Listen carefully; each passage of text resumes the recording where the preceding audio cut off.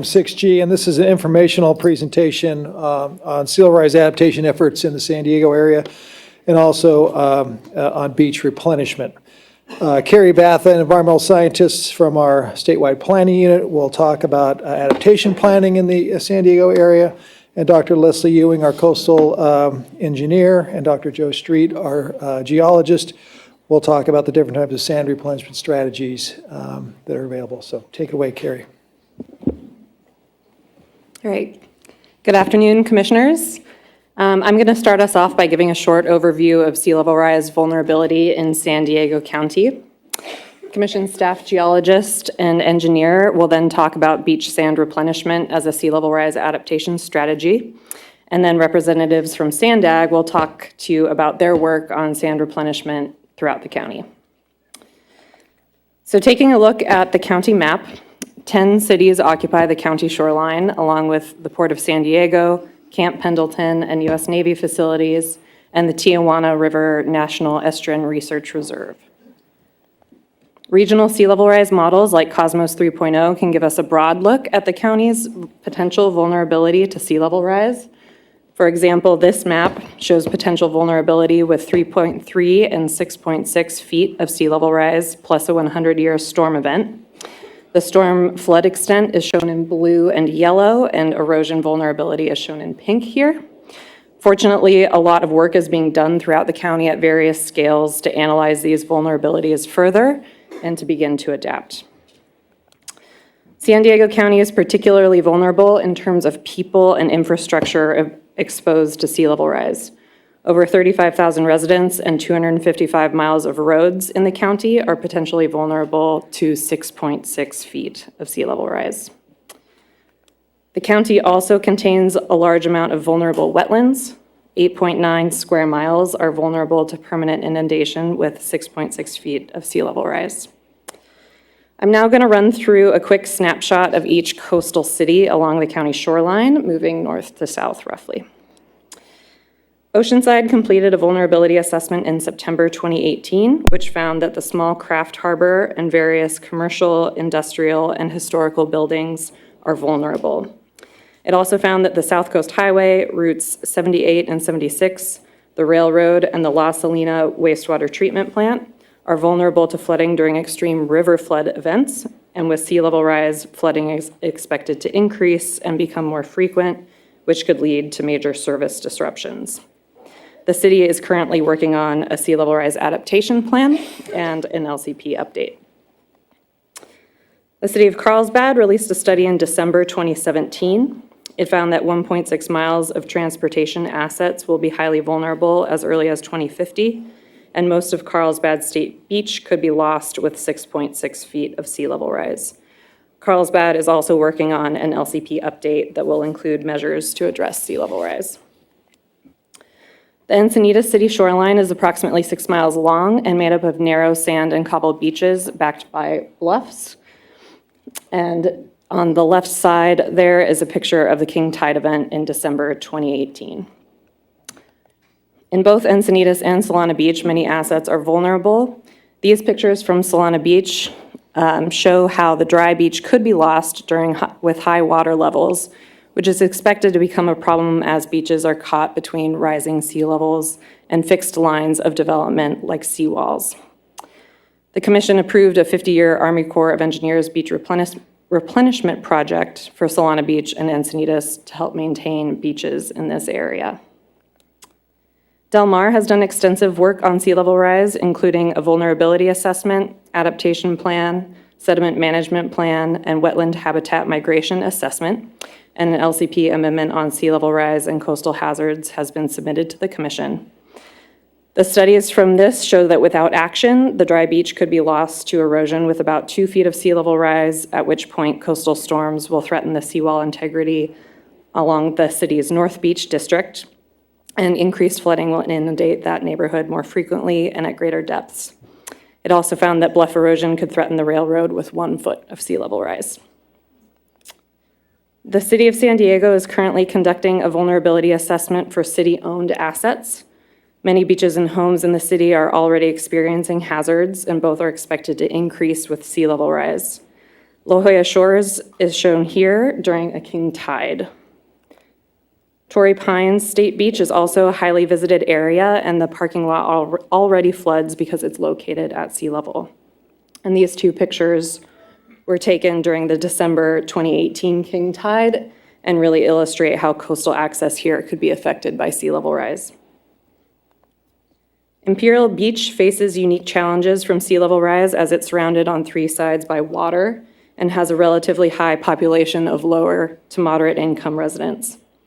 Imperial Beach completed a sea level rise assessment in 2016 and found that residential structures and parcels are the most exposed land use type to existing and future coastal hazards, but roads, public transit, wastewater, and stormwater infrastructure also face growing risks. And adjacent wetlands could also be at risk, especially if they can't migrate inland and upland.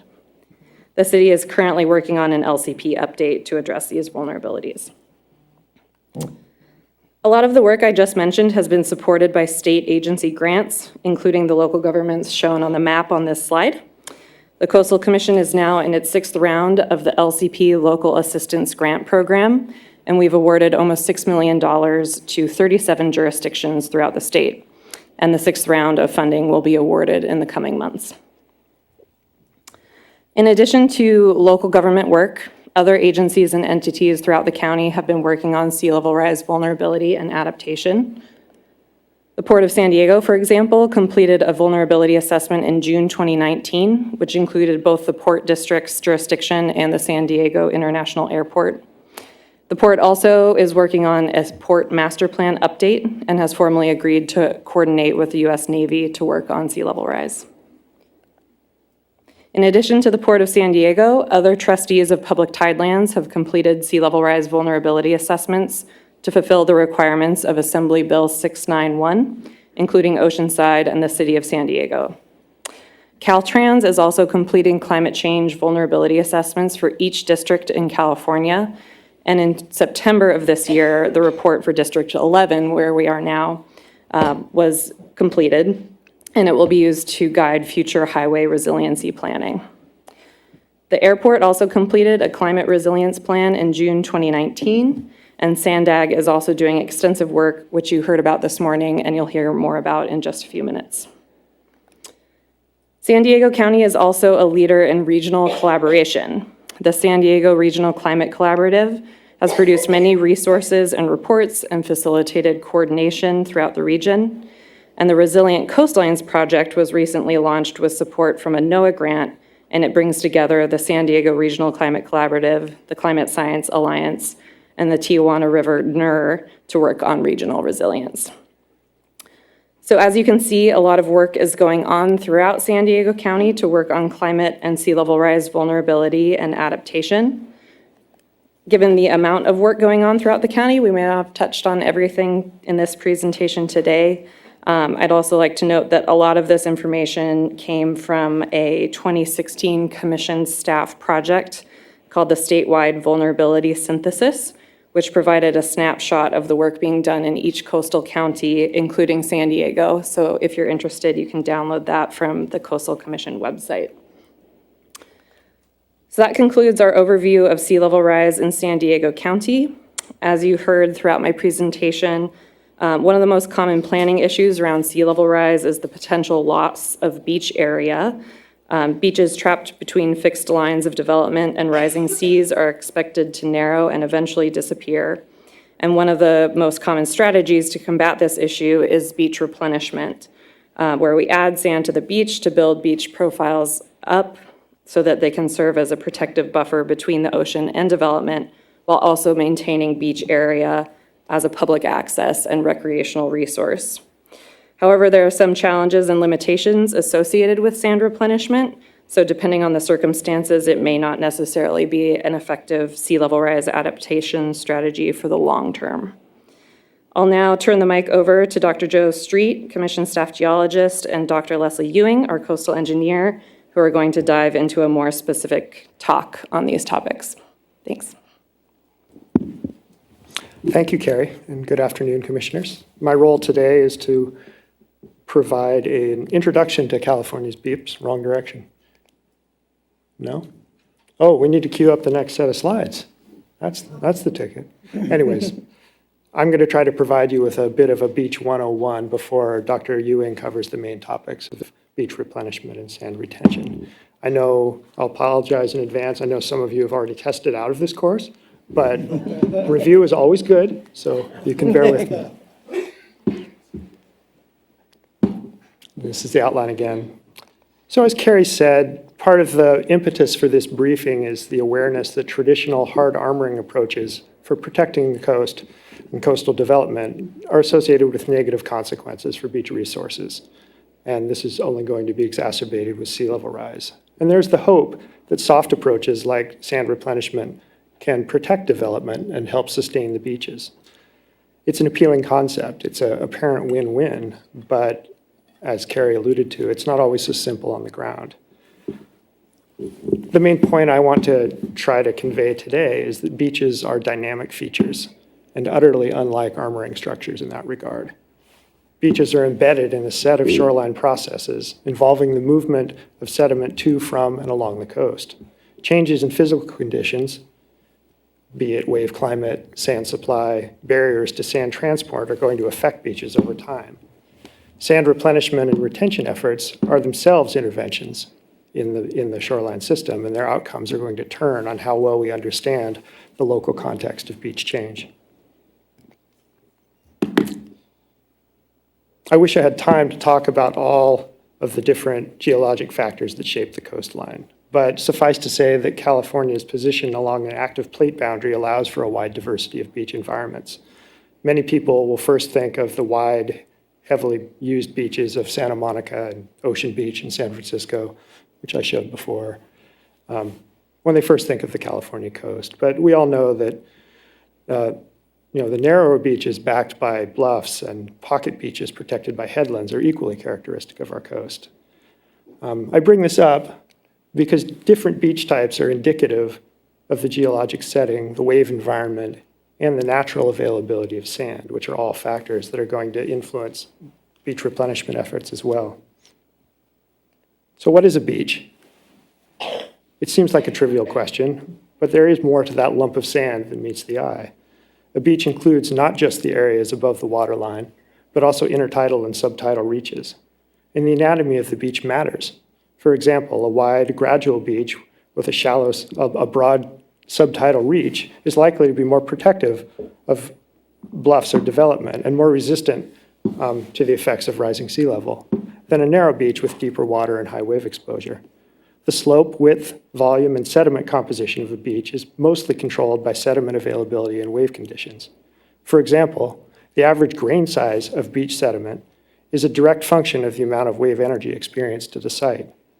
A few sand samples from California beaches are shown on the right, reflecting a range of wave regimes. And of course, sand isn't really a prerequisite for a beach. A lot of the highest energy environments in the state will be partially made up of pebbles or cobbles. And at the other end of the spectrum, in bays and estuaries, if beaches occur at all, they'll tend to have a mix of sand and finer materials. And of course, at some beaches, there'll be a basal layer of cobbles that lies beneath the sand. It's hidden most of the time, but may become exposed during the winter or during large storms. And this greatly changes the character and the recreational value of a beach when this happens. Neighboring beaches can have rather different wave conditions, which is reflected in the grain sizes in the beach slopes. Monastery Beach, which is just south of Carmel, consists of very coarse sand. The Carmel submarine canyon is just offshore, and the beach is exposed to large, highly energetic waves.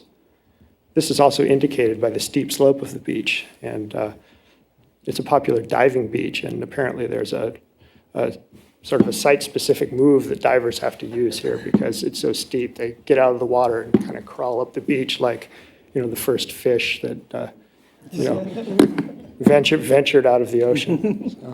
Meanwhile, Carmel Beach, just a few miles up coast, is a finer grained beach with a gentle slope and lower energy waves. Both research and practical experience have shown that the grain size of the sediment placed during beach replenishment efforts has a strong bearing on the lifespan of the placed material. So something to keep in mind. Now, I've been focused, being a geologist, on the physical aspects of beaches, but a more complete answer to my question, what is a beach, is that beaches are complex ecosystems in their own right.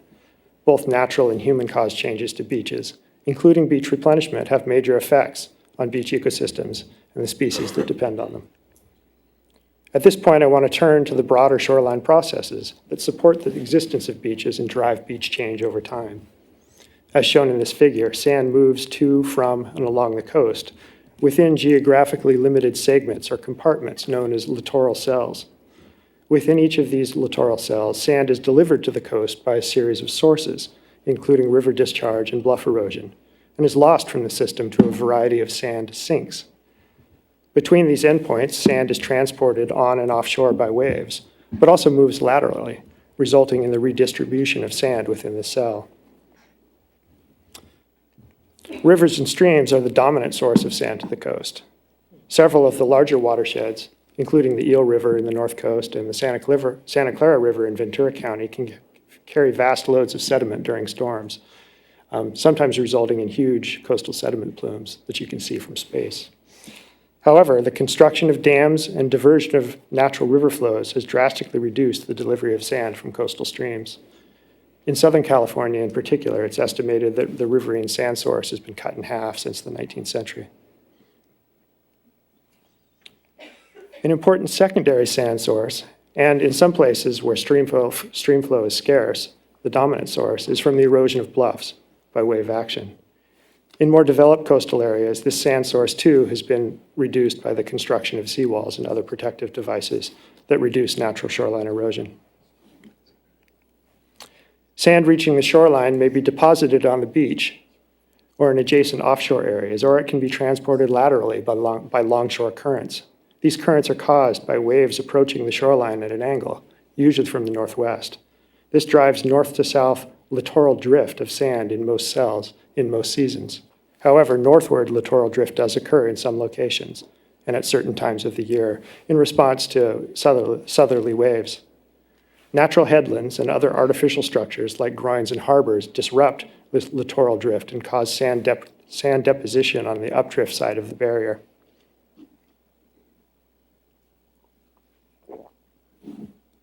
Pardon me. Sand is eventually removed from a littoral cell via several sand sinks. Strong wave action can remove sand offshore, and this sand may be slow to return.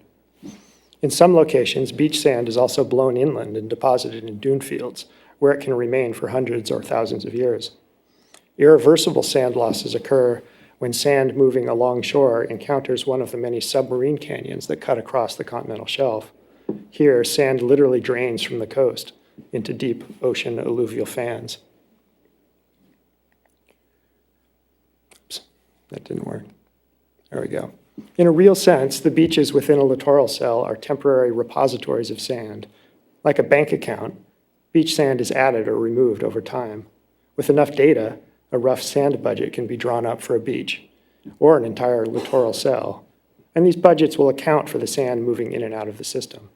When the new sand supply exceeds sand losses, beaches will accrete or grow larger. Where a sand deficit develops, beaches will erode. Past beach replenishment efforts have been motivated, at least in part.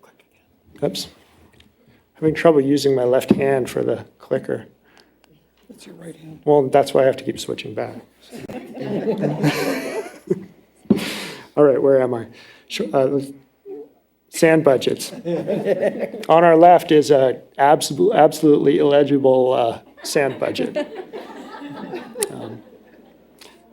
So sand deficits at individual beaches or along longer stretches of the coast will arise from large storm events or from longer-term changes in sand budgets that result from natural shifts in the wave climate. However, in many cases, human interference with sand sources or littoral drift has caused or exacerbated these problems. Within their littoral cells and subject to the balance of their sand budgets, beaches experience seasonal and long-term changes in shape, volume, and position. Beaches typically expand during the spring and summer months and shrink during the fall and the winter due to changing wave conditions. Beach volumes and width also fluctuate from year to year. in response to changes in wave conditions and sand supply. It's a repeated theme, you may have noticed. And in this case here, beaches in Imperial Beach have also been subject to sand replenishment efforts that influence the shape and the volume of the beach. Over many years, longer-term trends in beach conditions can become apparent. I'll just end by reminding you that accelerated sea level rise is likely to have profound effects on beach conditions. As a general matter, sea level rise is expected to result in the inland and upslope migration of beaches where they have the space to move, and the narrowing, steepening, and potential loss of beaches where they are confined. I'll now turn things over to Dr. Ewing to discuss beach sand replenishment.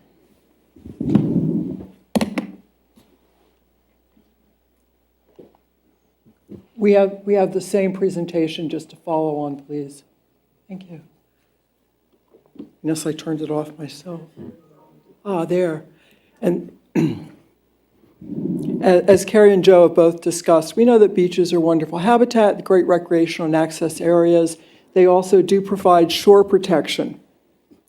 And we understand that with sea level rise, concern by many communities about the increased risks from erosion and flooding that will occur, they're looking at the options for using their beaches for shore protection and ways to enhance that in the future.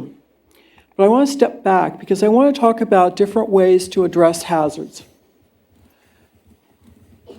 The first thing is to avoid placing development in harm's way. That is one adaptation strategy that we have before us. Another is, another is to move the development away or find ways to relocate away from where the hazard is located. Of course, we do know about building barriers to provide protection from those hazardous conditions, but then there's also the idea of moving the hazard away from the development. That's what beaches do. Beaches cause the waves to break further offshore, buffering the wave energy and protecting the development that's in the backshore. Now, at times, communities are going to find that their beaches are not adequate to address that, to provide the sort of buffering capacity that they need. They, of course, can rely on those first three options. Don't put things in harm's way, move away from harm's way, or put up barriers. But then there's also the option of using beach nourishment, of actually widening the beaches, adding sand to the beaches so they get back to providing the capacity that they had been providing before. So beach replenishment, beach nourishment helps to move hazards away from those things we would hope to protect. And we've done a lot of beach nourishment. These pictures don't go with the slides at all, but that's okay. And that doesn't help either. One of the things we've experienced, and very significantly, is the identification of beach nourishment as helping to expand beaches. The top picture to the right is Santa Monica back in the 1930s. People who've been to Santa Monica today know that there's a huge wide beach that's there. But then we also have beach nourishment going on at Oceanside and other areas of the coast. We can look for sand for replenishment in a number of different locations. There's sand that can come from harbors themselves. This is not the presentation I did. We've also got sand that can come from inland locations, inland areas where it's quarried and brought to the beach. This is what Broad Beach is proposing to do. And then there's also sand that can come from river areas. We can carry sand down from the rivers. We can bring it to the beach by pipelines and move it also by trucks and rail cars. But what we're also finding is that there's a lot of sand being moved by dredges and moved along the beach areas. All of this will have effects on the beach and influence the characteristics of actually the nourishment. They each have their own impacts and can be a significant concern sometimes in how you get sand, how you move the sand, and how you place the sand and where the sand is placed. A lot of communities are proposing to rely upon dredged material for their sand. And I just wanted to walk you through some of the steps of what that means, what it looks like to have material taken from a dredge area offshore and brought to the beach. And so this is from the Regional Beach Sand Project that the folks from SandAg will be talking about in just a second. This is the dredge, the material coming up onto the dredge. And then that pipeline you see is actually after the dredge is filled in its hole, the dredge moves to a pipeline, and then the sand is pumped from that pipeline onto the beach. You can see sand being placed on the beach, and in the very distance, there would have been the dredge there. Another way that sand could be placed onto the beach from a dredge is for it to be sprayed. This is called a rainbow system. It can be brought onto the beach or into the near shore that way. And then finally, there are dredges that have split holes where the boat the bottom opens up, and so the boat gets into narrower or shallower water, and the sand will be dropped, and then nearshore currents will bring the sand up onto shore and allow for it to be brought to the beach by wave conditions. When you see projects for beach nourishment, you get them in several different ways. Much of our nourishment historically has been coming from harbor dredging and then placement of sand down coast. That harbor dredging is usually being done by the Corps of Engineers or the U.S. Navy, a federal agency, and so they'll be coming to you as a federal consistency project. And that's one of the many ways you'll see beach nourishment projects. Another is through coastal development permits. The Broad Beach project, which included a lot of beach nourishment in it, was brought to you as a CDP. And then finally, there are these type of permits we've been issuing for several years now, probably a dozen years actually, called Opportunistic beach sand projects. These are when a community has several locations they know they want to have sand placed, but they don't have specifically identified sources yet for the sand that we placed on the beach. And so they put a permit together that says, we want to place sand in these several places. We'd like to place up to 50,000 cubic yards a year or 200,000 cubic yards over a time of 5 years. We want the sand to be of a certain quality, and we'll do it during these times of year under these various conditions. We don't know where we're getting this sand yet, and we want permission to be able to do this with very quick review. And so we have issued what are called opportunistic beach projects or SCOOP projects, and we get a 30-day review period to make sure that those projects are within the constraints that have already been placed on them in that broader permit. So it's not really a blanket, go out and do what you want, but it's a blanket, do what you've said you're going to do in a responsible way. And so we do have these opportunistic projects as well. They tend to be smaller amounts of sand, and they tend to complement other efforts for nourishment rather than themselves being the only source of sand that a community might rely on. Communities are starting to realize, though, that sand is, first of all, it's very expensive, and it's sometimes hard to come by.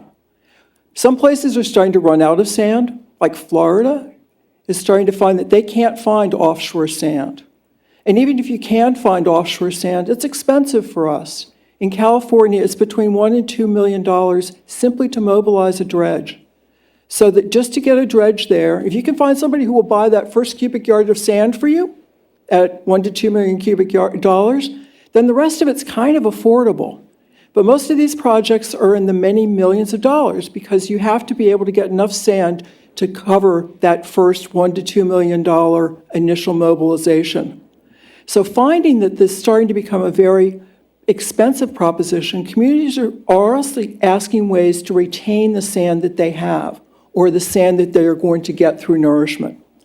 And there we're looking toward nature to see how we already start to save sand on the beaches. Dunes are one of those systems. And we're starting to see projects come before us. They're like the Cardiff Living Shoreline Project. That's a dune system that's been created to hold sand on the beach and function as a natural dune where it supplies sand to the beach when it's needed, and then the beach provides sand back into the dune during times when there's excess sand on the beach. Communities also have been putting in berms, temporary berms for the winter, which provide flood protection. Again, sort of a berm-like, a dune-like feature that's being put in that sort of mimics what the dunes are already doing in a natural setting. We've also seen that there are also lots of ways that there are barriers to sand transport along the coast. These cuspet features or even longer structures are holding the sand in place under natural conditions. Point Dume holds a lot of sand. It's equivalent almost to some of these smaller structures in Santa Cruz that are natural features that are holding sand, or then in the Newport area, this is a groin field. This is a constructed way of holding and retaining sand on the beach. This is the groin at El Segundo that was placed as a single structure, and it was done intentionally to hold sand so that it would cover the oil pipeline that goes from the offshore anchorage area to the marine terminal inland, and to keep that from being destroyed by wave energy. We also have breakwaters. These are structures that cut down on the wave energy coming to shore, and they cause sand to deposit inland of them because the wave energy has been dropped, and waves carry sand because they have energy. If waves have no energy, or if the water that's behind there has no energy, it can't carry the sand. And so the sand is deposited. Santa Monica is a classic example of that, where there's a huge beach because of the Santa Monica breakwater that was installed initially to be an anchorage. It works so well at dropping sand, very few boats can anchor there because it's too shallow. And this is then the breakwater at Venice, and then also Santa Monica from the water, where you can see there's a huge amount of sand that is developed there because of these structures. There's a lot of future ideas, though, for retention. Those of you who know Santa Monica, this is from the Amundsen House. This white line is where the shoreline used to be. And then I stood on that white line and I turned 90 degrees toward the ocean. And I took a picture of the beach and where the ocean is today. And you can sort of see it in the distance. If I were 6 or 7 feet tall, maybe you could see it better. But you can get the idea that there's a huge beach there now that didn't exist in the 1930s when a lot of the development started in this part of Santa Monica.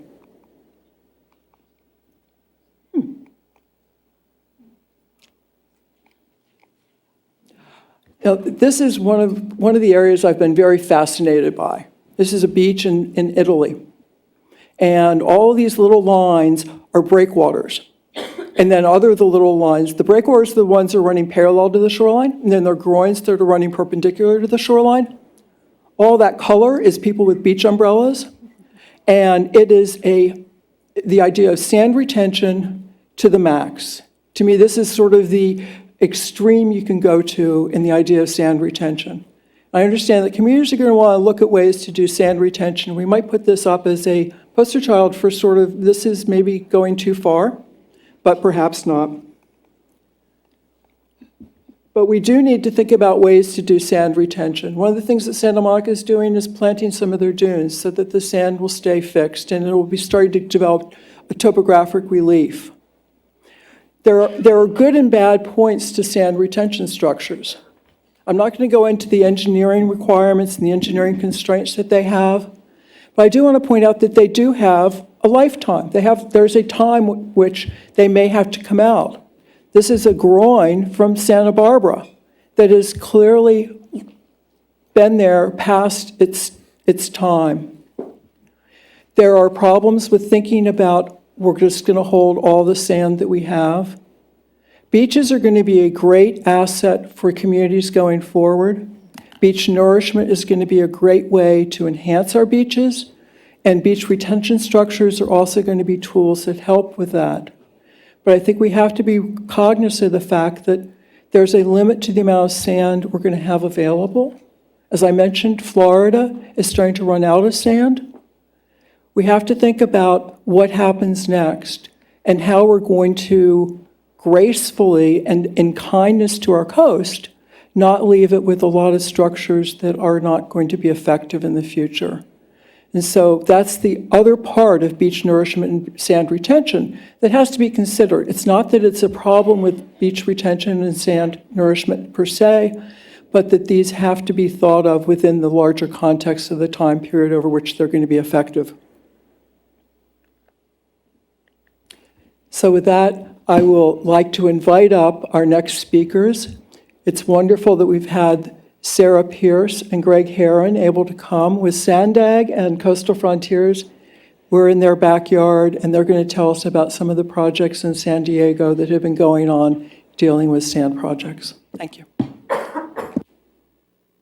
Good afternoon, Commissioners. Is the mic on? It is, right? Okay. Well, thank you, Carrie, Leslie, Joe, for those remarks. Yes. Thank you, Carrie, Leslie, and Joe, for your remarks. You really teed us up very nicely for our presentation today. My name's Sarah Pierce. I'm an environmental planner with the San Diego Association of Governments, and I'm here today with Greg Herron from Coastal Frontiers Corporation. And we're here today to present just an overview of Sandag's role in beach nourishment in our region, and also an update on kind of where we are with sea level rise planning. Greg and I will likely use the terms beach nourishment and beach replenishment interchangeably throughout the presentation today, so they both mean the same thing, adding sand to our beaches. So this is just an outline of what we're going to discuss today. I'm just going to give a brief update on who Sandag is. I know you heard from our executive director earlier this morning. I'll provide some information on our Shoreline Preservation Working Group and the regional policies that really establish Sandag's role in the coastal arena here. And then we'll provide an overview of the 2 regional beach sand nourishment projects that Sandag has managed on behalf of the local cities here in San Diego, and some information on how those projects have performed over time. And we'll end with an overview of how Sandag is working with our local partners to address sea level rise. So Sandag is the metropolitan planning organization for the San Diego region. We have representatives from the 18 cities and the county government of San Diego on our board of directors, along with a number of advisory members from local entities like the San Diego Unified Port District, the Southern California Tribal Chairmen's Association, and our local transit operators as well. So we're a public agency that helps to really kind of navigate regional decision-making here in the San Diego area. We help build consensus, make strategic plans, obtain and allocate resources, plan, engineer, and build public transportation projects, and also provide information on a broad range of topics that are pertinent to our region's quality of life. So our board of directors is supported by a number of working groups and committees who make recommendations to the board of directors on specific subject matter areas. And one of the oldest running working groups at Sandag is the Shoreline Preservation Working Group, which actually started in the 1980s as the Shoreline Erosion Committee. So they've had a little bit of a name change over time. And the working group includes elected officials from our local coastal cities, as well as advisory members from the Scripps Institution of Oceanography, California State Parks, Surfrider Foundation, and staff from our local San Diego Coastal Commission office, among others.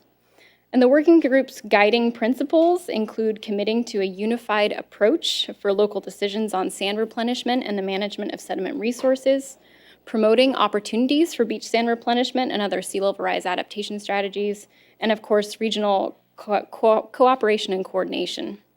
So the photos here are from March of 2019. The working group went on a little field trip up to the Cardiff Living Shorelines project in the city of Encinitas. And Leslie alluded to this before. That coastal dune system is helping to protect the roadway up there on Highway 101. So the working group has a long history of guiding the development of shoreline management policies in the San Diego region. Dating back to 1993, we have our Shoreline Preservation Strategy, which proposes an extensive beach building and maintenance program for critical shoreline erosion areas in our region. That was followed in 2001 by the Sand Retention Strategy, which concluded that some sand retention structures in our area have the potential to increase the cost effectiveness of beach replenishment because they help to retain that sand. The Sand Compatibility and Opportunistic Use Program, or SCOOP as we like to call it. We talked about this earlier in the presentation, and that presents just a scale for implementing small-scale opportunistic sand replenishment projects in our area. And then finally, 2009, the Coastal Regional Sediment Management Plan, which aims to implement our shoreline preservation strategy by establishing a process to address beach erosion through effective management of the sediment resources in our region. So the policy documents that I just mentioned have really helped to shape two regional beach sand nourishment projects that SANDAG has managed.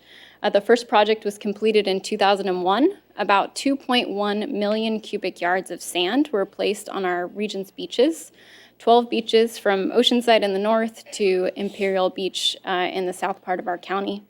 And beach quality sand was dredged from 6 offshore borrow site areas, and funding for that project was provided by the U.S. Navy, the California Division of Boating and Waterways, and of course our region's coastal cities provided matching funds for that as well.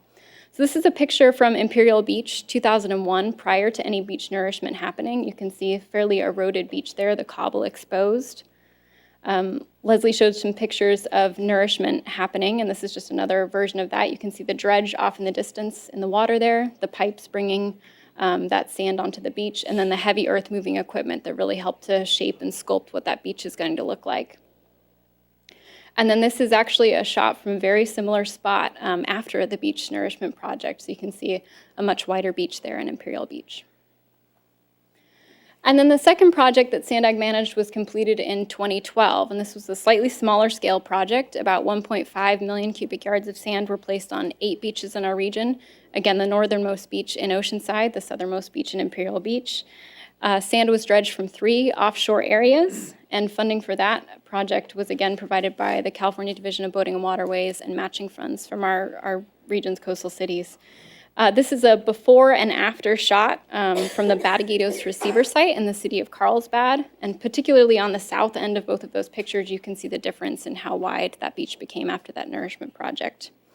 One of the key differences between these two projects was that a slightly coarser grained sand was used in this second project, the idea being that it might stick around on the beach for a little bit longer. So with that, I'm going to hand it over to Greg, who's going to provide some information on our regional shoreline monitoring program and how the sand that we've added to our system has changed over time. Thanks, Sarah. So SANDAG's been conducting a shoreline monitoring program for the better part of 25 years. It's the longest running continuous monitoring program of its type in Southern California and perhaps even California itself. So what we're doing is keeping track of the beaches, identifying long-term and short-term trends, and trying to understand the impacts of human intervention, such as beach nourishment, and natural events such as El Nino. The program consists of a beach monitoring and lagoon entrance monitoring, and today we'll just talk about the beach portion of that. So the shoreline monitoring program consists primarily of beach profile surveys. We look at 61 sites between Oceanside Harbor in the north and the U.S.-Mexico border in the south. Conduct surveys in the fall and the spring. So that's corresponding to the beginning and end of the winter wave season. And as Dr. Street showed in his presentation, we would expect to see our widest beaches in the fall and our narrowest, our most eroded beaches in the spring after the winter wave season. The graphic on the left is just a nice cartoon of how a beach profile survey is conducted. And you have a crew working on the beach measuring the seabed elevations and a crew working from offshore in a boat, and they meet somewhere outside of the surf zone. And what you end up with is a beach profile, which is essentially a cross-section of the beach. And from that, we can measure the mean sea level beach width. That's a pretty easy concept, the width of the dry sandy beach, but also the shore zone volume. So that's the amount of sand in the system from the back of the beach out to the depth of closure, where sand's not really being moved around much anymore by waves and currents. That's the outer boundary of these littoral cells that Dr. Street was talking about. So I want to share with you some results, but bear with me for 2 quick slides to give you a little bit of background to put those results into context. SANDAG study area is Oceanside down to the U.S.-Mexico border. We have portions of 3 littoral cells in our study area, the Oceanside cell in the north, Mission Beach cell, and the Silver Strand cell. And as Dr. Street indicated, these are sort of closed compartments of sand that have their own unique sediment inputs, sediment sinks or losses, and transport paths. And they're closed, so there's no communication, for example, between the Oceanside cell and the Mission Beach cell. There has been quite a bit of nourishment conducted here in the San Diego region. This figure shows the cumulative amount of material placed in each of the 3 littoral cells since 1994. Why 1994? Well, that's the beginning of Sandig's shoreline preservation strategy. So in the Oceanside cell, about 6 million cubic yards of material placed on the beach, much less in the Mission Beach cell, about 500,000, and in the Silver Strand cell, about 1.5 million. The 2 projects that jump out at you here and are labeled are Regional Beach Sand 1 and Regional Beach Sand 2, conducted in 2001 and 2012. The rest of the projects are from opportunistic nourishment. So again, that's material that became available from projects whose purpose wasn't necessarily beach building. Some examples of these in the Oceanside cell in the late 1990s, dredging or restoration of Botaquitos Lagoon put a lot of material on the beach. And then at the far end of the chart up high, San Elijo Lagoon Restoration Project, which is still ongoing right now, put about 300,000 cubic yards on the beach. Elsewhere in the Silver Strand and Mission Beach cells, the opportunistic nourishment there typically comes from a Corps of Engineers dredging of Mission Beach or deepening of San Diego Harbor, and it makes it onto the beach. Much better there than somewhere else, like much further offshore. So let's take a look at the evolution of some San Diego beaches in the last 2 decades, and this encompasses the Regional Beach Sand 1 and Regional Beach Sand 2. And it was really a quite varied outcome along the coast, with some areas like Cardiff performing extremely well. The graphic up in the upper left shows beach width and shore zone volume changes. Beach width is blue, shore zone volume is red, relative to 2000. That's the baseline condition or pre-nourishment condition before Sandig started these regional beach sand projects. So anything above the heavy black line is a gain, anything below is a loss. And we can see here with Cardiff, we had gains attributable to the first regional beach sand project. We largely maintained those to the second one where we had additional gains. And then at the far end of the graph, we see gains again from the San Elijo Lagoon Restoration Project, opportunistic nourishment. So this is an example of an area that did very well over the past 2 decades doing this during this regional beach sand period. Another example of Oceanside. This is a location where we had, we'll call it transient gains or transient benefits for shorter periods of time. So we see here at Oceanside, we received these gains in both volume and beach width right after Regional Beach Sand 1, maintained those for a period of 5 to 7 years, after which a trend of erosion prevailed. And by the time we got to Regional Beach Sand 2, we see gains, but it just barely even got us back up to where we were in 2000. And then we had the trend of erosion take over again. So periods of 5 to 7 years worth of benefits from these projects. South Carlsbad is an example of a place that, even though we place sand in Regional Beach Sand 1 and 2, we just haven't been able to build a beach there or keep it where we wanted to. So you just see this trend of erosion occurring over this 18-year period. So we're about 50 feet narrower now than we were when we started. So those are 3 general examples of how the beaches perform. This table just puts all of our reaches into context here and shows how long each one of them had these gains in beach width and shore zone volume in this post-RBSP era. Again, places like Cardiff maintain wider beaches and more sand in the system for 18 years. That's as long as the period goes. North Carlsbad did very well. Solano Beach, Mission Beach. On the other end of the spectrum, South Carlsbad, as we saw, we just couldn't keep sand there despite placing it at the site. And then we have places like Oceanside, Del Mar, Imperial Beach that had sand for shorter periods right after each project. So the project fulfilled its purpose of building beaches, but we just weren't able to keep it there as long as other places.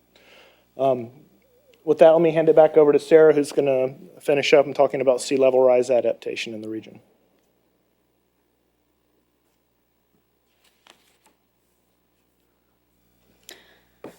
Okay, thank you, Greg. So I just wanted to highlight briefly that the replenishment projects that we have completed here in San Diego, both the 2 large regional beach sand nourishment projects as well as the smaller opportunistic projects that have been completed in our region, are being studied by local researchers. This is an article that was published in the San Diego Union Tribune in February of 2017, and it summarizes some of the conclusions from a paper that was published in the Nature Communications Journal about the impacts of the 2015-2016 El Nino on beaches on the West Coast. And the article explains that 3 of the beaches in our San Diego region that were nourished with sand during that 2012 project seemed to fare better during that El Nino period than beaches that were not nourished. And this is an important lesson for us locally because beach nourishment is identified as a near-term sea level rise adaptation strategy in many of our local jurisdictions' adaptation plans. And wide beaches, of course, not only benefit the public and the economy by driving tourism and recreation, but they also provide critical protection to businesses, homes, coastal infrastructure. And so I wanted to conclude today with just a brief mention of some work that SANDAG has been doing recently. In December of 2017, we were awarded funding through the Caltrans Adaptation Planning Grant Program to begin looking at how sea level rise was going to impact regional transportation facilities. So thinking about highways, bikeways, our rail system that kind of crosses jurisdictional lines and really serves our whole region. Many local jurisdictions in our region, as you heard from Carrie, have already completed or are in the process of completing sea level rise vulnerability assessments, but this funding really gave us an opportunity to look at sea level rise from a regional perspective. So with this funding, we've also taken a look at the SANDAG policy documents that I mentioned earlier to see where they might need to be adjusted to accommodate for sea level rise. We've documented best sea level rise planning practices and lessons learned from local jurisdictions. And we've also assembled a toolkit, which is really kind of a compilation of local and regional measures that might be utilized to mitigate sea level rise in the future. So this project will wrap up in the spring of 2020, and it's really important for our region because this is going to help us start a regional dialogue on how jurisdictions can work to get together to address adaptation needs and how SANDAG may help to facilitate or develop future projects or policies that address sea level rise. And this morning in public comment, you heard from our executive director who mentioned the 5 big moves and how those 5 concepts are really driving the next iteration of San Diego Forward, which is our regional plan. And this work that we're doing here will inform that regional plan moving forward. So with that, well, thank you for your time today, and we're happy to answer any questions that you might have. Thank you. Thank you very much. Staff, do you have anything to add? Not a thing. Okay. Commissioner Brown's here, and then Commissioner Rice. Oh, I'm sorry. Before we start, I do have cards. I'm sorry. I overlooked my cards. Julia Chun and Laura Walsh.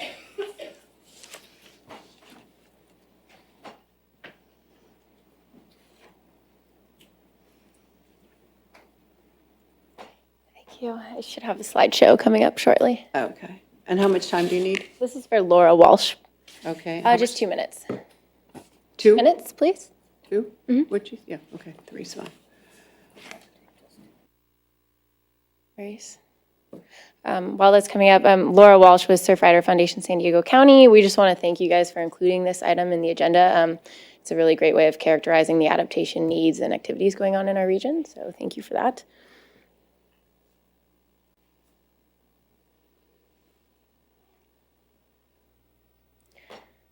Is there a, okay. Cool. So we're here to demonstrate support for efforts to encourage proactive planning for sea level rise, which was of course intended to be a specific focus of local coastal program updates around California and in this community. It's up on this slide, but Coastal Commission sea level rise guidance, of course, includes principles that clearly preclude the need for proactive sea level rise planning. Additionally, beach nourishment was kind of always considered a Band-Aid solution. It can be a great short-term solution, but it does have limited effectiveness in this community. It's becoming increasingly more expensive, especially in light of the fact that tomorrow's storms will be bigger than today's, and it can also have unintended consequences. So I just included some graphs here from California's 4th climate change assessment, and what we can draw from this really is that we are in the planning time window now where we have the chance to enact proactive strategies for planning for sea level rise. Additionally, something that gets overlooked is that we're also already seeing extreme water level events already happening. So even with minimal sea level rise, we're seeing these high water level events have impacts. And our vulnerabilities to such events are becoming well documented through this vulnerability assessment process. And there are threats to coastal access, public health, and public safety. So again, we heard some great items today about what might happen here with around 6 feet of sea level rise, but really just in the short term in these vulnerability assessments, we see miles of road impacted.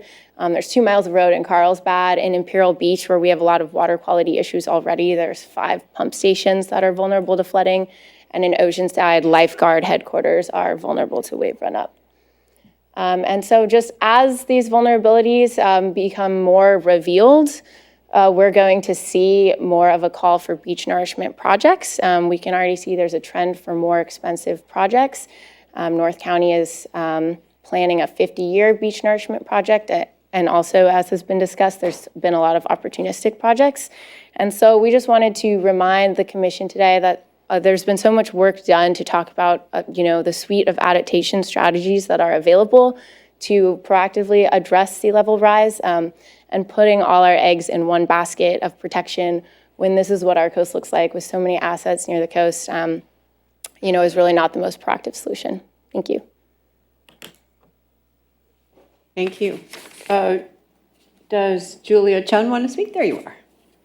How many minutes? 3 would be great. So thank you. I'm speaking to you today as a resident of San Diego County, and I just wanted to come as someone who has lived through many of these beach nourishment projects, including RBSB2, who's been to all the stakeholder meetings in each of the cities, IB, Oceanside, Del Mar, all the rest of it, reviewed many of those plans, and someone who's watched the Coastal Commission wrestle with these difficult issues. And just here to implore you to continue to be proactive instead of reactive. You gave out those grants for a very good reason. We know a crisis is coming to our coast, and a lot of these efforts are underway, but we have to beg the question, are they fulfilling the intent of that original impetus that caused this to move forward? So we are seeing progress. I just wanted to speak briefly about beach nourishment because that's something that a lot of folks in our county are hanging their hat on. Everybody's singing about beach nourishment. With RBSB2, that took a long time to permit and fund and coordinate with all the different cities involved, and that's just beach nourishment. That's not as complicated as some of the other things that are considered as we deal with sea level rise. For instance, there's a limited amount of sand, and that's one of the reasons I'm always advocating for these long planning horizons. It's in everybody's best interest to start early and engage now, making sure that we're continuing to have a science-based discussion as well. And then, for instance, in Imperial Beach, with that last big beach nourishment project, there were some unintended consequences that were rectified, but there was some coastal flooding. There was some impacts to life safety and lifeguards because the slope got really steep and it became very hard to see swimmers in the water, hard for young children, things of that nature. And so I know I only have 3 minutes, but I just wanted to come respond to what was said today, keep this conversation going. Someone who's seeing the broader impacts of each of these coastal cities, and as you've heard today in public comment, each of the cities is watching the other cities as well. What else did I want to hit in response today? I think we also have to be mindful of, some progress is better than none, but making sure that we keep that long-term view in mind and not just settling on short-term plans. And I think that was about it. Some of these conversations also remind me of why we need to get the rails off of the bluff in Del Mar, because we're going through this process to armor a situation where it can only be single-tracked at best. Blocks public access. People die there every year. We're spending all this money when, like we heard from the director of Sandag earlier, it would make so much more sense to invest in the long-term solution of moving it off the bluffs where you could double track, we could increase ridership, and so forth. So I'm just going to be your little champion and come back and remind you when you're close of the big picture and the things that are so important in this long-term discussion. Thank you. Available for questions if you have any. Thank you. Commissioner Brownsey.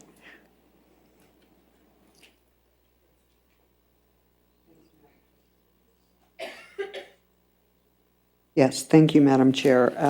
For the Sandag representatives and so, whoever, Have you looked at, have you done any research or do you have estimates for the costs of beach nourishment for the San Diego area?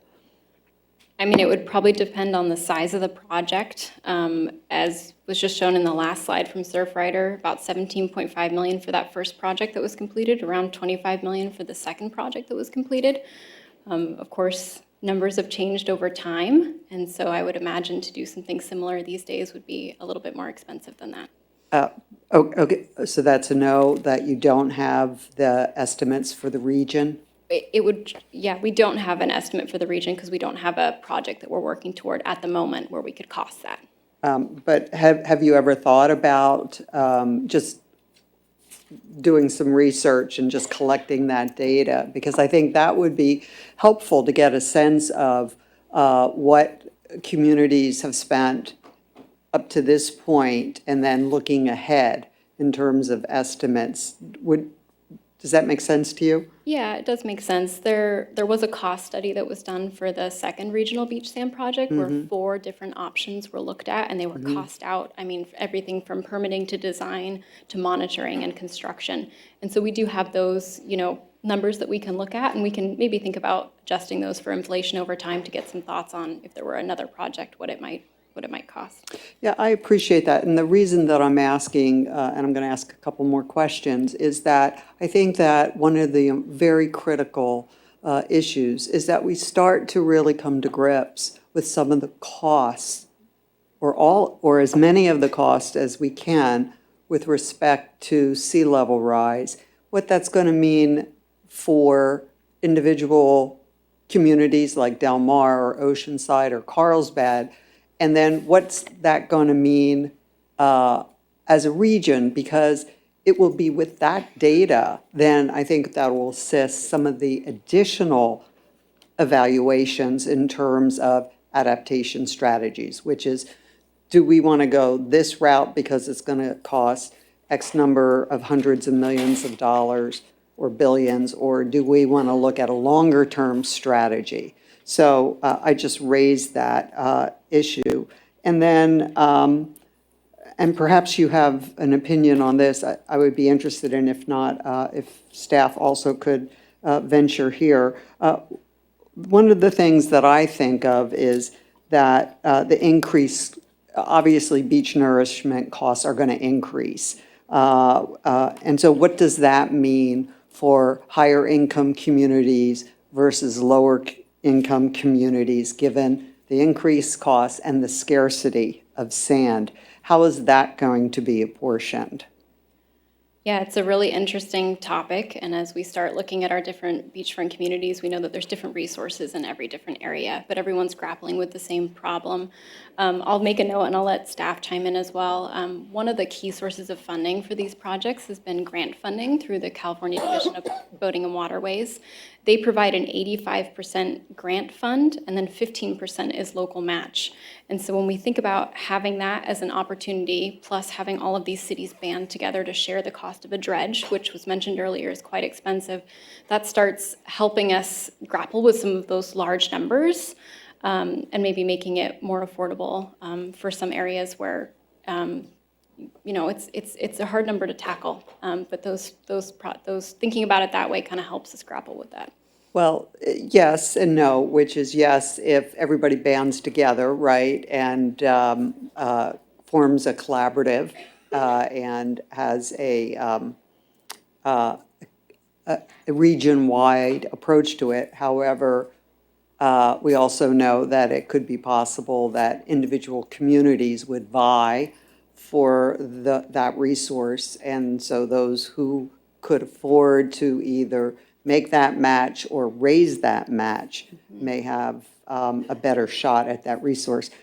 Could staff also, and please stay because I have a couple more questions, any other additional information with respect to that question?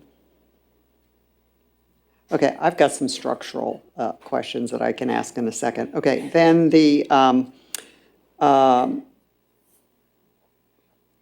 have you done any work, has SANDAG done any work on the, just the general costs of sea level rise. So, which include for public infrastructure, which would include parks, wastewater treatment, utilities, roads, all of that. So to really look at, besides just looking at the adaptation strategy of beach nourishment, the larger question of what these costs are going to look like for a region that's dominated, right, by beautiful beaches and coastline, et cetera. No, Sandag has not undertaken that kind of economic work.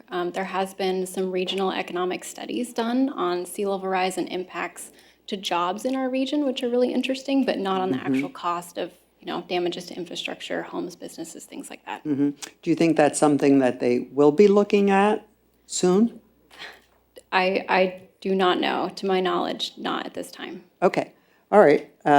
Thank you very much. I really appreciated your presentation, and if there's a way for us to get your report, perhaps you can provide it to staff and they'll circulate it to us, because those are going to be the kinds of things where we're going to look back at those as we educate ourselves on all of these issues. So really appreciate your work and appreciate your report. Thank you very much. I'll just maybe add that the information that Greg shared about our regional shoreline monitoring program, the EIRs for the 2 projects that we've done, and a lot of background data is available on the Sandag website as well. That says, that's great, but I'm probably not going to read a 50,000-page EIR. We're happy to share the report. So, yeah, so thank you. Appreciate that. Thank you very much. And to staff, I just had a structural, and if you have an opinion on this, please weigh in. One of the things that I wanted to ask is, because you have the expertise, with shoreline protection, with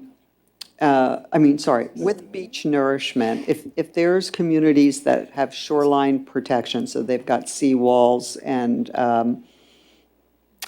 revetments and that kind of stuff happening, when they nourish those beaches, there's still going to be accelerated erosion, right? If those seawalls are still there. What I'm trying to discern is, in the choices that communities are going to make, perhaps some beaches are more amenable to beach nourishment, get a bigger bang for the buck, right? Because they have maybe dunes, or they're not going to be hitting the seawalls and the revetments that we know accelerate beach erosion. So I don't know, sorry if that's not the most coherent way to ask that question, but if you could try to respond to what I'm getting at here. Sure, Commissioner Brownstein. One comment to your earlier point about sand going to a range of communities, not just to the ones that might have the money to afford it. There are a number of projects that are done at beach nourishment where you place sand in an area, it's called a feeder beach, where then the sand continues to go down coast and it nourishes all the coastal areas down shore of there. Surfside Sunset is a project that the Army Corps of Engineers has done for a number of years, where they place sand at Surfside Sunset, and it goes as far south as Newport. So it is an opportunity to spread the sand wealth throughout the shoreline. So you're saying that's a bigger bang for the buck? It is one of the opportunities to have sand move from the intended initial, not the intended initial location, because it was intended as a feeder beach, so that you use sand placement in one location as a regional asset to nourish a number of areas. And sometimes it could be a better way to fund those and have them happen. Okay. It also means you have to think about what structures there are in the way to potentially be barriers. As far as the idea that, relative to your question about having armoring on the shoreline, which is then going to stop the introduction of the bluff materials getting to the beach, and then having beach nourishment go in there, in some locations, there is armoring at the back shore for extreme events and high wave conditions that may be beyond the ability of a beach that comes back every year to provide protection. And so there's a sort of, they work together, and you are right that having the armoring will stop the sand that would have been in the bluff from getting to the beach. So eventually, over time, they may be less and less sand coming from the bluff, so more and more sand need to be replaced because it's not coming in there naturally. Is that answering what you meant Yeah, for the no, second? that exactly answers my question, because I think we have to think in a way that we haven't thought before, right?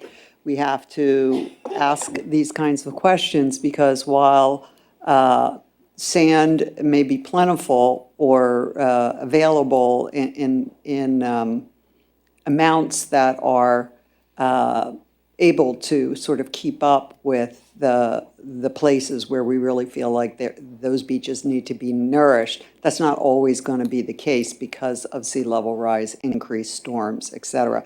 So I'm just trying to kind of, gather information, try to understand how do we navigate these decisions? And certainly as a local government representative, it's extremely pertinent to the kinds of queries that you and the other professionals at Sandag are undergoing. So thank you so much, Madam Chair. Commissioner Rice.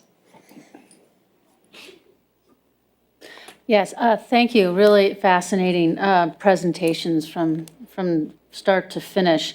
I guess I have a couple questions going along the lines of Commissioner Brownsee's questions. I'm really, but I'm speaking more about sort of the sustainability of doing these kinds of large-scale beach replenishments, the ones we're talking about through Sandag. And I'm thinking about it not just in terms of cost, but I'm wondering about source material, one, given the Florida experience, and then two, going back to Joe, I think it was part of your presentation, talking about how not all beaches have the same kind of material dependent on their conditions, slope, whatever, wherever their natural sources was. And so does the source material exist that matches up well with the beaches? So that was one line of questioning. And then also, and maybe I missed it, did we talk about sort of the biological profile of beaches? I know dunes have a biological profile, and I'm just wondering, and I would guess through the permitting process, the impacts from both the sourcing the material and the depositing of the material is looked at in terms of environmental impacts. But could you just flesh out a little bit about that? Is how do these large-scale beach replenishment projects impact the biology or ecosystem of that beach, of a beach? If that makes sense.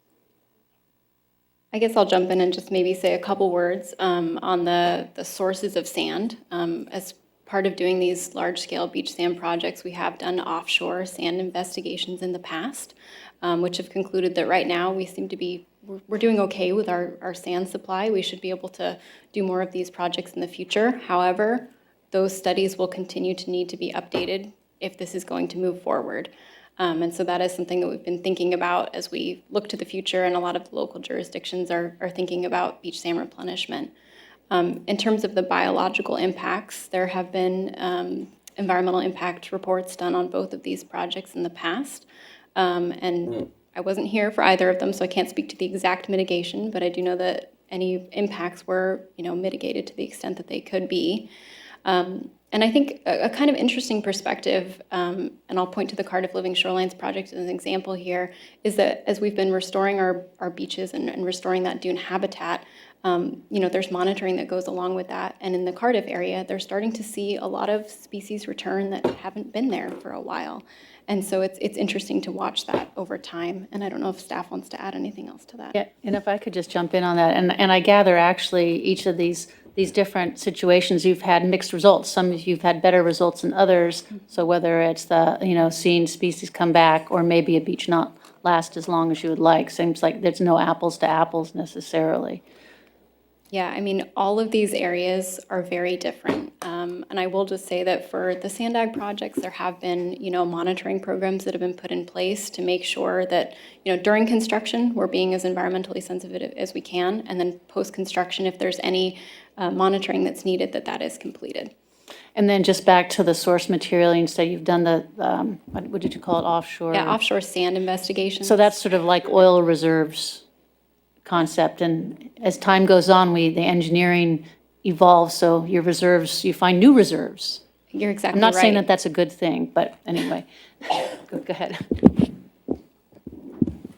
I won't add too much, but I like that characterization of sand as a resource very similar to oil. I think, echoing what Sarah says, at least at this point with current demand, my perception is that there is sand out there, but you can't really separate the availability from the cost of going to recover it. I mean, the further out you go, the more, yeah, sure, we could go down to the bottom of submarine canyons with a really long straw and try to suck that up, but now we're talking about astronomical costs. So those two factors are inextricably linked, and and that linkage is going to be even more and more important moving into the future. And it becomes even more difficult when you add the criterion of wanting to make sure that the sand you're putting on the beach is somehow the right size or compatible. And there's trade-offs involved there. There is some recent research out of Scripps showing that beaches where they added larger sand with larger grain sizes performed better under storm conditions than beaches where they tried to match the pre-existing grain size. And, I think I'm certainly not the right person to ask about the ecology of beaches, but I'm sort of peripheral to it, and it is kind of an emerging area of science, or at least our awareness of it and our incorporation of it into our decision-making process is emerging. But particularly for large projects, that's absolutely something that we're concerned about, and there's a lot of research out there to suggest that nourishment projects do have substantial impacts, and that the extent to which the beach ecological communities recover, it can take time, and it may not, depending on how frequently you're doing these sorts of projects, you may or may not get back to sort of your baseline. So I think that's probably a good topic for a future briefing by our ecologists. One more really quick question. So Joe, when you're a geology major, master's, PhD, something like that? Something like that. So when you went into geology, did you expect to be becoming a beach expert? No, I went to graduate school intending to study climate change in the past and how it was going to affect, or what sort of clues that would provide to water resource management in California. So. Sands of time, that's where that phrase comes from. Okay, Commissioner Amanzada. Yes, thank you. I just want to thank staff, and my questions, I think, are mostly for Coastal Commission staff. But thank you, first of all, for initiating these sea level rise briefings. It's been so helpful to deepen the Commission's understanding of some of the ecology issues as we confront these matters in our decision-making. A couple of questions and ideas about how to further link the information we're receiving to the decisions we're making. And maybe this is a good example because we were set to consider Del Mar.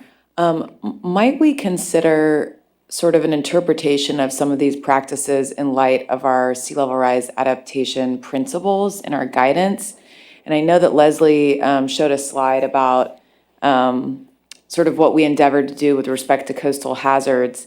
But I wonder if we can increasingly, in moving forward, think about maybe a loading order or some way for both commissioners and the public to process and understand these different tactics, because the comments of Surfrider really resonated with me, that despite all of the good work happening, there's a lot of cause for concern with respect to beach nourishment. And so I think in order for us to be able to process this information and use it in our decision-making, I think we need a little bit more context and guidance as to how to consider beach nourishment when we receive it in future LCPs and other contexts. And so I wonder, for example, if you could speak to, how should we consider beach nourishment as compared to, for example, managed retreat? And in what way are we guiding local entities with respect to making those decisions, understanding that this shorter-term solution may be more appealing for a variety of reasons? I'll take a crack at that because I've thought about this a lot. The bottom line is this. Beach replenishment, beach nourishment, it should be considered a short-term interim measure in a longer-term phased adaptation plan, as part of a longer-term phased adaptation plan. But it's also important to consider the context of each location, because the circumstances, as these guys pointed out, are different in different contexts. So we have to be able to assess that with each one of these adaptation planning efforts going forward. I worry about the things that we don't know. This is an evolving area of, with climate change and the projections that are out there. Things are happening more quickly than we ever imagined. And scientists are telling us that. So it even makes me more concerned about the, beach nourishment and everyone putting all their eggs in this beach nourishment basket as a longer term strategy. Because just think of the costs associated with these going forward. These local governments cannot afford these large-scale beach nourishment projects. It takes funding from the federal government, and those funds there's going to be competition for those funds across the nation. And so we see here in San Diego, with a 50-year project that hasn't been started, we approved that way back several years ago, but that project has not been funded and still isn't funded. And with the collapse of the bluff at Encinitas recently, that tragic bluff collapse that killed those poor 3 people. And that spurred some action on the part of some Congress people to get that money secured and out here. The other thing is that, with the new IPC study that's out, showing that the oceans are warming more quickly, we're going to have increased storm activity in Southern California, around the LA area. They said, a 100-year storm every 5 years or so we can expect by 2050. These sort of projections are scary, but we've got to build into these adaptation plans this phasing and building on what the projections and scientific knowledge we're receiving. But it's going to take, to the point that Donna made about the costs around these things, assessing these costs, I think, is really critical. What is the cost, for moving this infrastructure out of harm's way? I think there needs to be a large-scale inventory along the coast, and then prioritizing of our infrastructure. What are our priorities going forward for those sorts of things? But I do think that that sand replenishment is a good short-term adaptation measure. We have a high energy wave regime on the West Coast, a little different than East Coast, although the East Coast is getting hit by all sorts of big, devastating hurricanes. So, it is such a dynamic environment. It's hard to tell what's going to happen. It's arrogant to think that we know what's going to happen and make these decisions. And that shows with the SONGS mitigation program. We made certain assumptions that, how much mitigation would be required and how quickly that could happen. And look how long, that was 1974 when that was first approved and that was built. Yeah, and look how long it's taken the mitigation still hasn't been realized there. So I always take these things in a little humility as we face them, because it's what we don't know that's frightening. And that uncertainty. But I don't know, you guys have any other comments? Thank you so much. I think I'm wondering too, as we move forward, could we think about some kind of a loading order or prioritization to be even more clear to commissioners and to local governments about if and how these solutions could be used. In other words, like, is beach nourishment an acceptable solution without some thinking about managed retreat and other aspects of adaptation planning? And if it's not, how can we be clearer about that? Because I worry that in the interim, before we're able to achieve a comprehensive inventory, and I know we're aiming at some of those more comprehensive multi-state efforts, we're going to keep pursuing these short-term solutions, which are quite costly, which have ecological impacts, and which may create a false sense of short-term security and allow communities to defer decisions that we really need to be making now. And so I just would encourage us as an agency, and as we're having these fantastic briefings, to think about how to make it clear for commissioners, local governments, and the public of how to contextualize these options, because I worry that otherwise they sound really good and that they're allowing us to defer some sort of deeper decisions that we need to make. And that, you know, maybe we start with some light guidance and context for these presentations. Maybe we're able to build it into our strategy, and then perhaps even have it be tied to funding associated with both planning and preparedness. So just some points to think about. Thank you. Thank you. Commissioner Wilson.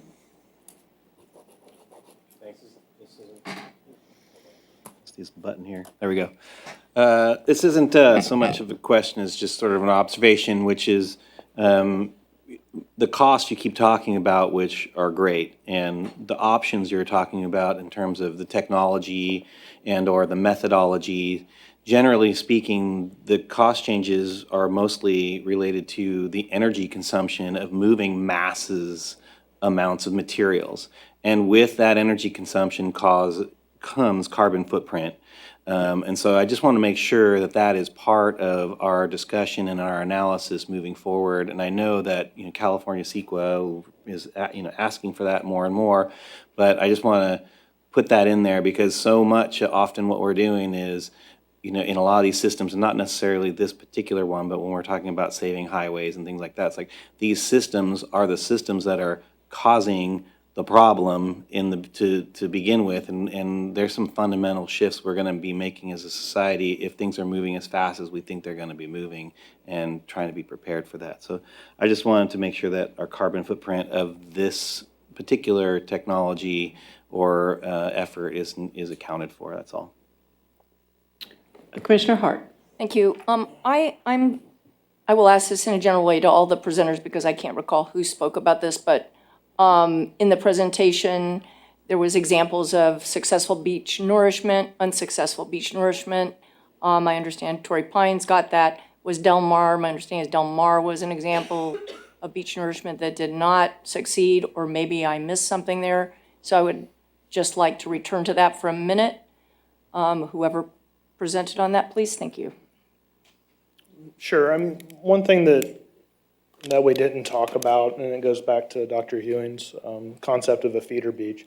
So the way Sandag chose to do this project was lots of small nourishments along the coast, and each of those tended to feed adjacent beaches. So even though we weren't able to keep sand at South Carlsbad, it did move down the beach, benefit Botaquitos, Encinitas, and whatnot, things like that.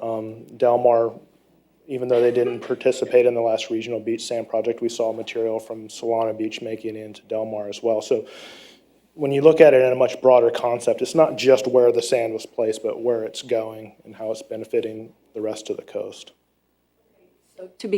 So just to be clear, there was no specific, Del Mar itself was not one of the projects that you named, because I thought that it was. I think, if I recall, Del Mar retained wider beaches for about 5 of the years during the period, but we had more sand volume in the system there for, if I recall, is about 14 or 15 years. And that's important as well, because it's that material out in the system that's breaking up waves and causing them to break further offshore and dissipate before it gets to the coast. And that was coming down from the other project, not specifically offshore or on the beach at Del Mar? No, it's coming down from the other projects. And as we place the material up high on the beach, it's going to spread laterally along the shoreline and also offshore within that zone of active littoral transport. And also, just to be clear, it's ecologically, my understanding, and you can confirm this, that it's better to place the sand in the near shore and then allow it to come in versus putting the sand, bringing all heavy equipment in, et cetera. I mean, from an ecological perspective, which I think Commissioner Brownsey was mentioning, would that be the case? I think it depends on the location where you're nourishing and what the nearshore resources are like. Some nourishment's placed offshore in a nearshore mound. It's been done at Imperial Beach and it naturally works its way up. When you put it in these smaller pieces up above the water line, it tends to act more like how sand would be brought to the coast from a natural, like a river system, things like that, and then it can spread gently along the coastline.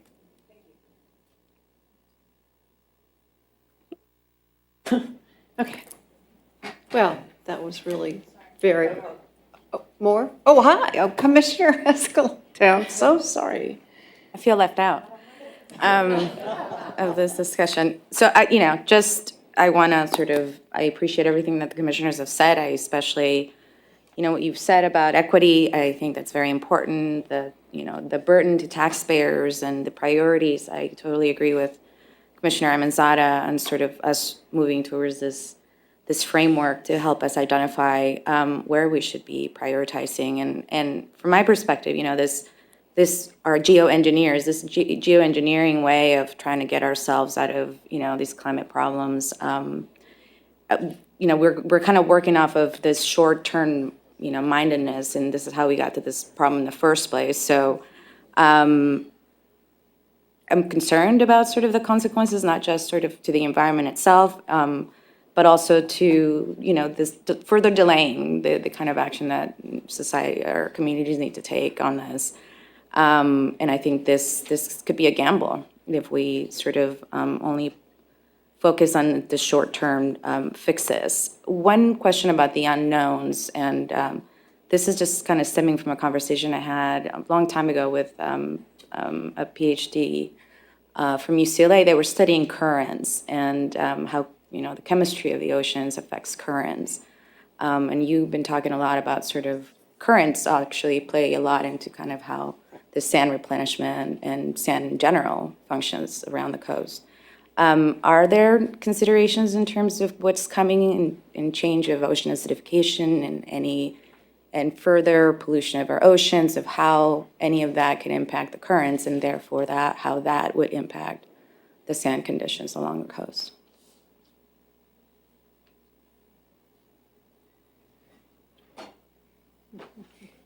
Another question for another ask of Scripps.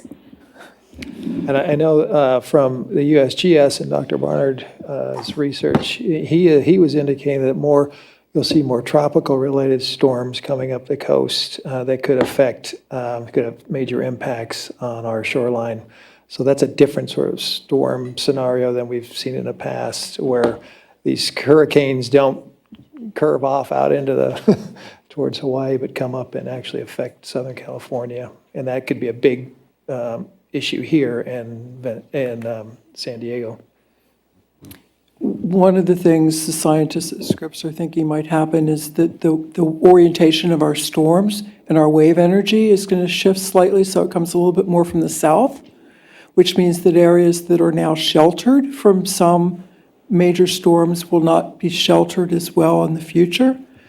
Currents, though, are going to be a significantly different function, because currents are mostly temperature and salinity gradients, and during some of the ice ages and the little ice age, some of the currents have collapsed or changed significantly, but that's more the temperature gradient shifts and not salinity. And I'm going to be quiet now because I'm really getting out of my depth.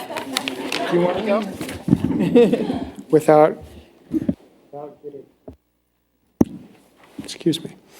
Without getting too far down into the weeds, one of the consequences of adding carbon dioxide and other greenhouse gases to the atmosphere, of warming our atmosphere, is that there's going to be changes and redistributions in the global wind patterns. And that includes the wind patterns over the North Pacific Ocean. And those seasonally shifting, changing wind patterns are to a great degree what govern the current along our coastline and many other coastlines. So how those actually change, and there's research into that. I can't tell you exactly what it says. I come back next month and give you a whole nother briefing if you want, but I think that's a real wild card, and Leslie alluded to some of the changes that are considered to be likely or possible in the context of beach nourishment and sand transport. You know, we've been operating under a system where there are these sort of prevailing patterns of north to south transport, predictable over time. If those start to change, that changes the equation for our beaches and our, any efforts to use sand as a protection strategy. And Okay, I think we got to start moving along here. This is going to be a half day. Commissioner Padilla has one last word. Is there anyone else that I missed? Thank you, Madam Chair. Just very briefly, just to kind of bring it back to the core, thanks for the download and the briefing, both from our staff and certainly from Sandag, and for your patience. I would just echo a couple things to remember that in the long run, I think it's pretty apparent that this strategy has primarily and fundamentally more adverse environmental impact than it does positive. It's certainly not economically sustainable in the long run. And I would echo my colleagues, and particularly Commissioner Amanzada, that we really need to continue working to develop ways to incentivize and, if necessary, disincentivize decision-making at the local level, and work in strong partnership to end up with local governments having a broader suite of options to adapt and to create adaptation strategies for sea level rise. This is some interesting stuff, but I think if we lose sight of the fact that this is not sustainable in the long run, then we're losing sight of the fundamentals, and ultimately we need to do better. So I would just echo those comments and wanted those comments on the record. Thank you very much, Madam Chair. Thank you, and thank you for a wonderful presentation.